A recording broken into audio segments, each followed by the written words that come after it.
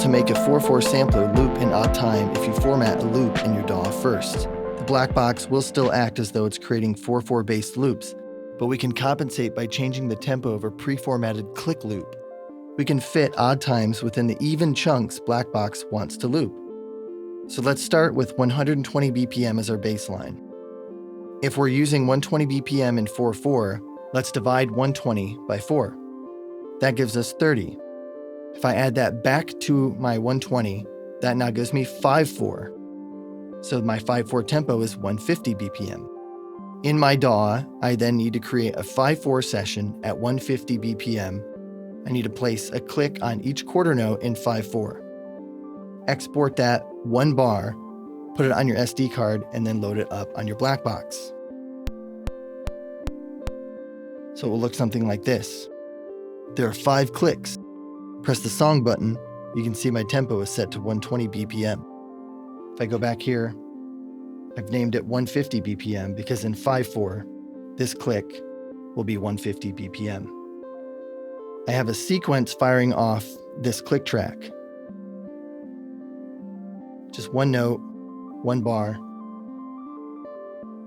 As far as the sequencer is concerned, we're still in 4/4. In order for this to work, we have to turn the metronome off under the Tools menu. So now every time I hit play,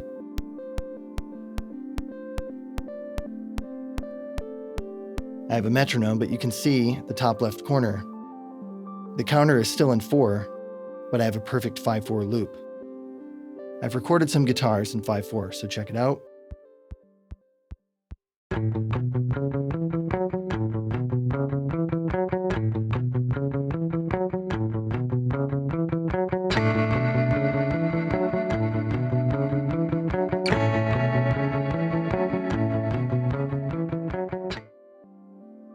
As you can see, they loop perfectly, and I even have each guitar loop as a 2-bar loop. So in the recording menu, you can still use length,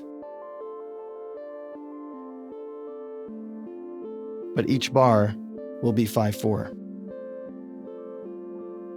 We can apply this same concept to set up the black box for 3/4.